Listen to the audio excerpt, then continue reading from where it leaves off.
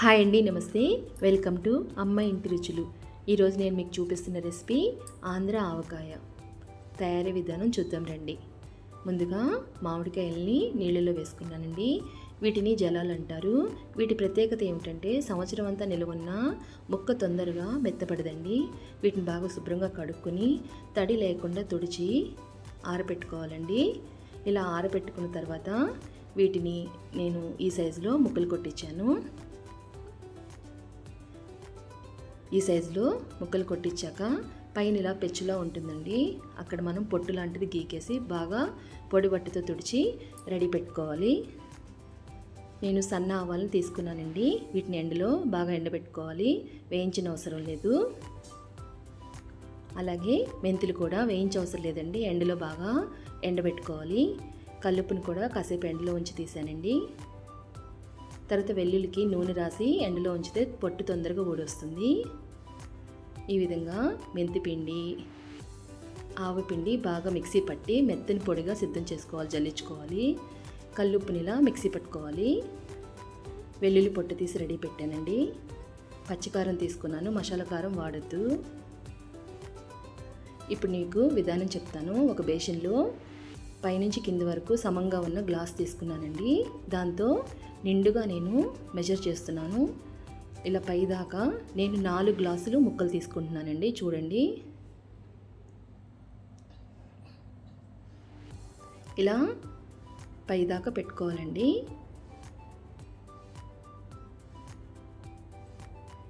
ఇలా పై దాకా 4 గ్లాసులు నేను తీసుకున్నానండి. దీనికి అర గ్లాస్కి ఒక 6 ఇంచు తక్కువగా కల్లుప్పు మిక్సీ పట్టాం కదా, అది వేసుకున్నాను. అర గ్లాస్కి 6 ఇంచు తక్కువ.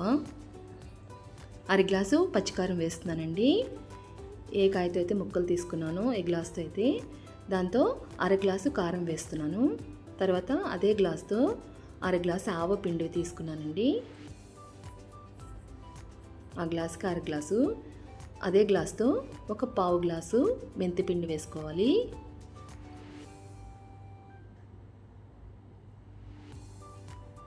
దీనిలోని పొట్టు తీసుకున్న వెల్లుల్లి రెమ్మలు వేస్తున్నాను. తర్వాత 1 టీ స్పూను పసుపు వేసుకోవాలి. దీనికి 1 గ్లాసు నూనె తీసుకున్నానండి. నేను 4 గ్లాసులకి 1 గ్లాసు నువ్వు పప్పు నూనె వేస్తున్నాను. దీనివల్ల పచ్చడి చాలా టేస్టీగా ఉంటుంది. మీరు పల్లిపప్పు నూనెను వేసుకోవచ్చు. ఇలా వేసాక బాగా కలుపుకోవాలండి. ఇలా కలిపాక దీన్ని ఒక డబ్బాలో స్టోర్ చేసుకోవాలి. 3 రోజుల పాటు రోజుకి ఒక్కసారి కలిపి పెట్టుకుంటా పచ్చడిని ఊరనివ్వాలండి.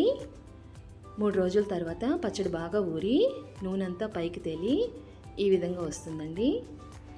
ఈ పచ్చడి స్పెషల్, ముక్క మెత్తపడదు, సంవత్సరం అంతా చాలా బాగుంటుంది. నువ్వు పప్పు నూనె వేసాం కాబట్టి టేస్ట్ కూడా చాలా బాగుంటుందండి. మీరు చివరిలో ఉప్పు తగ్గితే కలుపుకోవచ్చండి. అందుకే కొంచెం ఉప్పు అర గ్లాస్ కాకుండా అర గ్లాస్కి 1 అంగుళం తక్కువగానే వేశాను. ఈ ఛానల్ మీకు నచ్చినట్లయితే please like, share and subscribe. Thank you.